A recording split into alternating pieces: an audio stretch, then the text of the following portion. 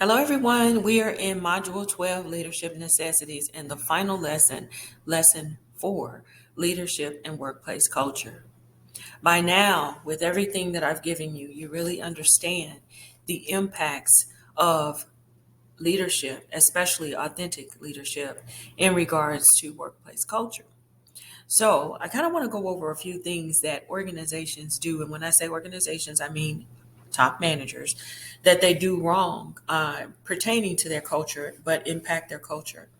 So, number one, not taking time to listen to team members, being disrespectful or dismissing team members, trying to be friends with subordinates.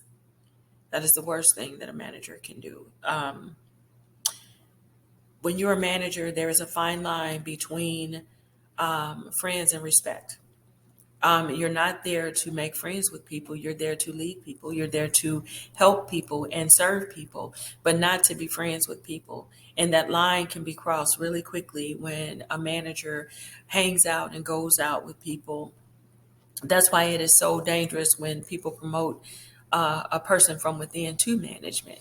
And I'm not saying that it always turns out to be bad, but there are some times when that situation doesn't work out very well because the person does not have the skills to be able to go from peer to manager. Another thing that organizations do wrong is not responding to complaints and grievances. Remember, I said action and inaction matters. The next one is taking too long to backfill positions. When people leave, their work is disseminated amongst other people. And when a person is doing their job plus the duties of other people consistently with or without pay, it just gets to a point that it puts wear and tear on the other team members. So make filling positions a priority. Don't wait on it.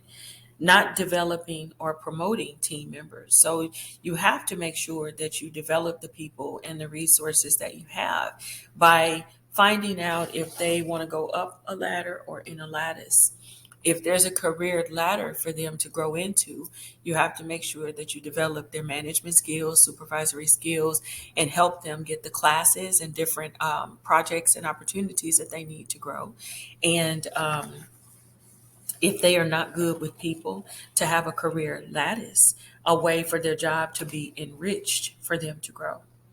Um, Another thing organizations do is not recognizing that their management position has perceived power.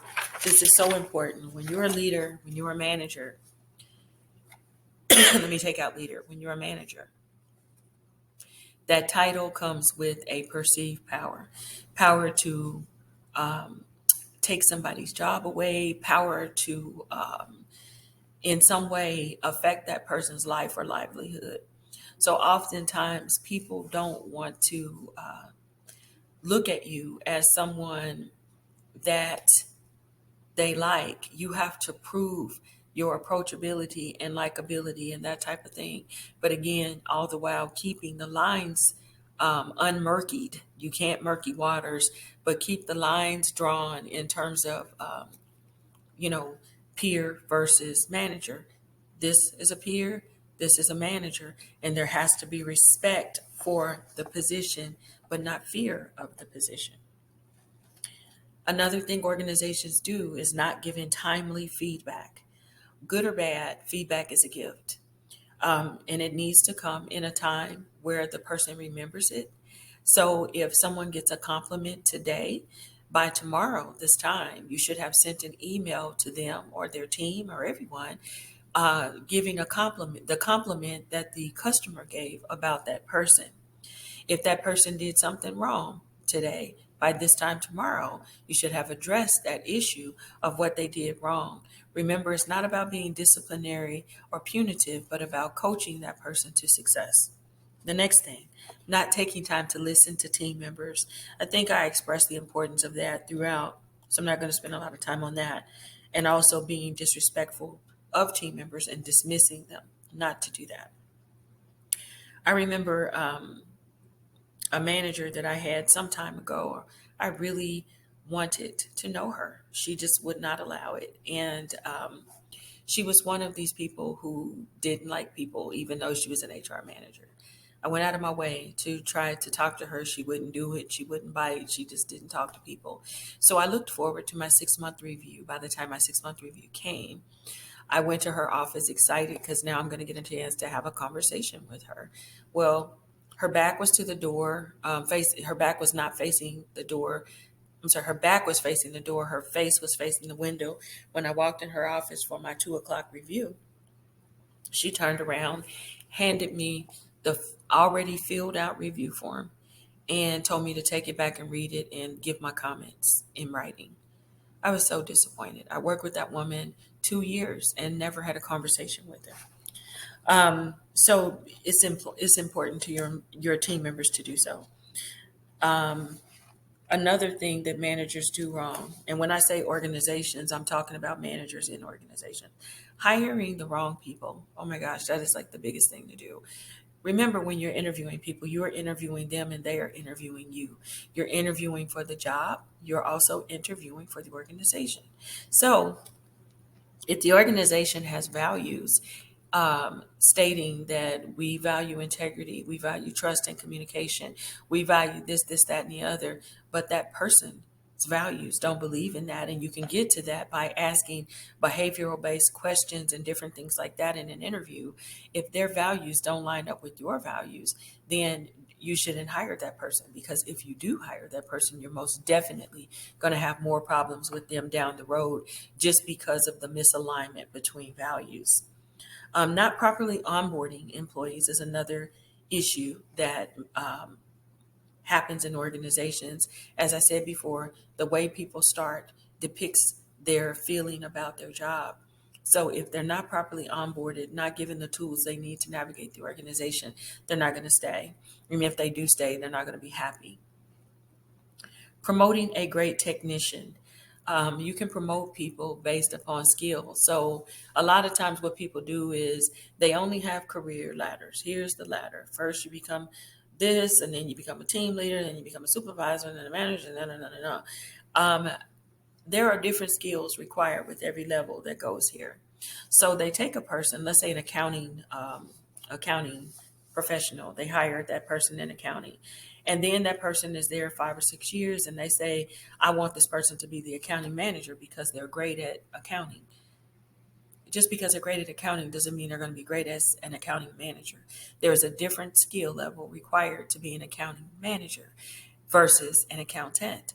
So those things have to be developed in people, and they have to be given proper tools and training. You can't just promote them and expect them to do the job. And what typically happens is they will do that. They'll promote the person and they'll continue being an accountant or take on different things of managing the processes and avoid managing the people, which again, they're failing epically if they're not doing the entire job.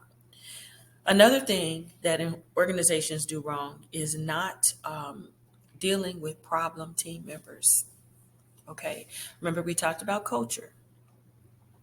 Culture requires you to address problems that are not aligned with the organization's values. So if the organizational values are respect, and we have team members that aren't demonstrating respect, those things have to be addressed. And eventually that person will leave, or you have to make them leave. But whatever happens is bound to happen and needs to happen, because the last thing you want to do is allow them to stay there and continually affect your culture, cause discord on your teams and problems that goes unaddressed.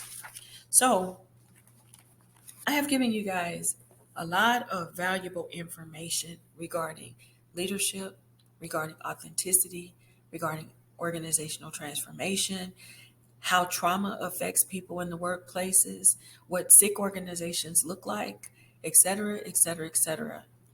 But all of this to say, authenticity is the key to being a great leader. Show up your authentic self.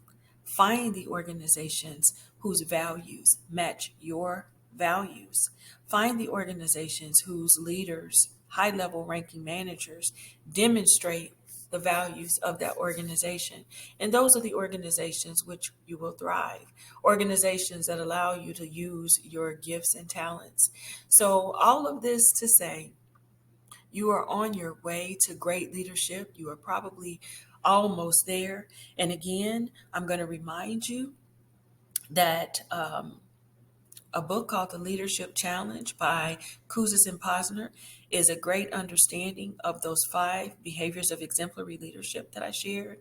Also, I want to share a book called Leadership Pain, which helped me understand when I was going through very difficult times as a leader on my team. And I'm trying to figure out who this author is. Just one second. Okay, the author is Samuel Chand, Chand, and the book is Leadership Pain. It is on Audible if you have Audible. That's kind of how I have to listen to. I have to listen to books most of the time because I'm moving so much and doing so many things that I don't have time to sit and read often. So that's another wonderful book that I recommend, as well as getting my book Playground Personalities at Play at Work. So I just want to say it has been wonderful. It has been a pleasure being able to share all of this with you. I do hope that you have grown from this. And if there are any questions, I welcome them.